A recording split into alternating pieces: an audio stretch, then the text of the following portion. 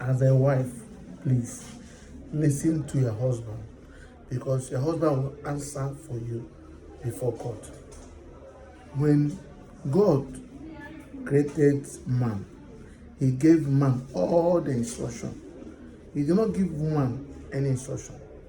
So he believed that man would give his wife instruction. God gave Adam the law. He did not give the woman. It was Adam that gave Eve the instruction God gave to them about not to eat the fruit, the forbidden fruit. So it was Adam that gave Eve the instruction. Therefore, when they rebelled, God asked Adam, have you eaten the fruit I certainly not? He didn't ask the woman. And it was when Adam ate the fruit that their eyes were open. When Eve ate the fruit, their eyes were not open, because the law was not given to the woman. It was the man that the law was given to. So when Adam ate the forbidden fruit, that is when their eyes were open.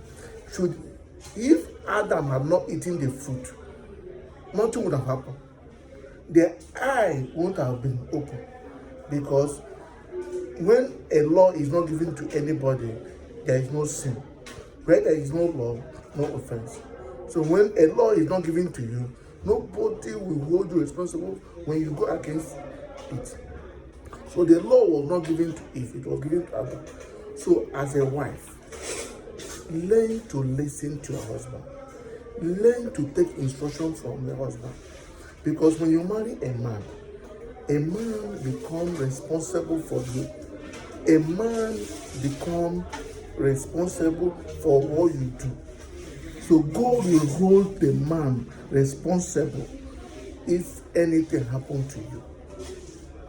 So learn to listen to your husband, because it is the man that will answer on your behalf. Paul was telling the people of, when Paul was writing to Timothy, he said, as a wife, say nothing, but when you go home, ask your husband. Why in the church? He said, remain silent. But if there is anything you don't understand, when you go home, ask your husband. So your husband is the head, and your husband is the one the law is given to. And it's the responsibility of your husband to give you the law. So when your husband gives you instruction, when your husband tells you about the law of marriage, when the husband gives you instruction, learn to listen to him, because God will hold him responsible if anything goes wrong. But when you don't listen to him, there might be problem in the family.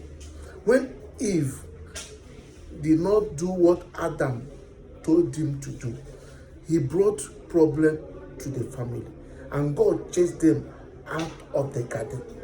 If Eve had decided to obey Adam, if Eve had decided to keep to the instruction Adam gave to him, there won't have any problem in the garden.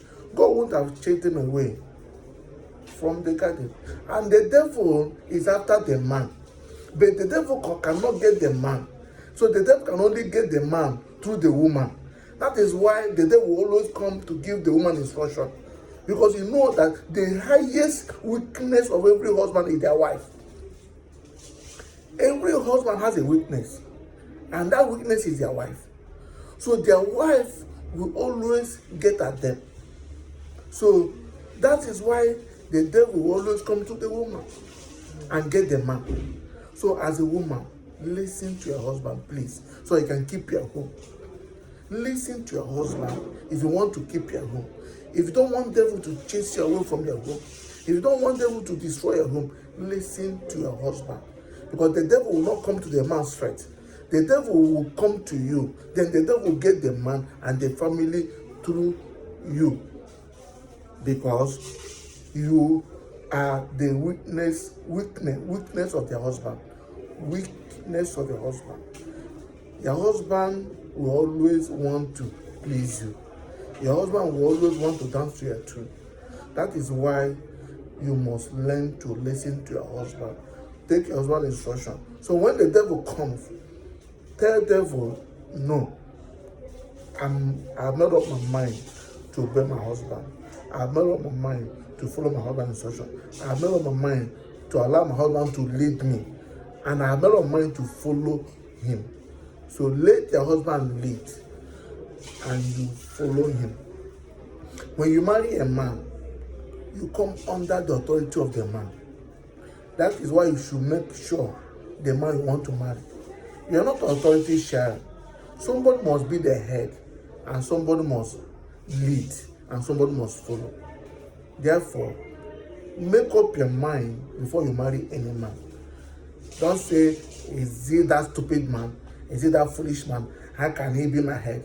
You are the one that married him. After you have married him, he becomes your head. But before you married him, he is not your head. So if you know you cannot come under his authority, don't marry him. If you know you don't want him to lead you, don't marry him. But when you have married him, whether he's a drunkard, whether he's stupid, whether he's foolish, that foolish man, that stupid man is your head. And for you to be successful in your home, you must listen to him. So your Christianity is fake if you don't reference your husband as you reference God. There's no excuse. So learn to listen to your husband so that you will not listen to the devil. Learn to obey your husband so you will not obey the devil. When you refuse to listen to your husband, you will listen to the devil. You will listen to an intruder. But when you make up your mind to listen to your husband, when you make up your mind to follow your husband, you will never listen to the devil. You will never listen to an intruder. And you will keep your marriage. And your marriage will continue to grow, to flourish. Because the woman is the weakness of the husband. And the devil can never get the husband's strength. The devil will only get the husband through the woman. So as a woman, please, make up your mind not to listen to the devil, not to listen to an intruder. Make up your mind to listen to your husband.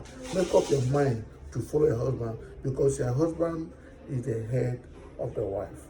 God bless you.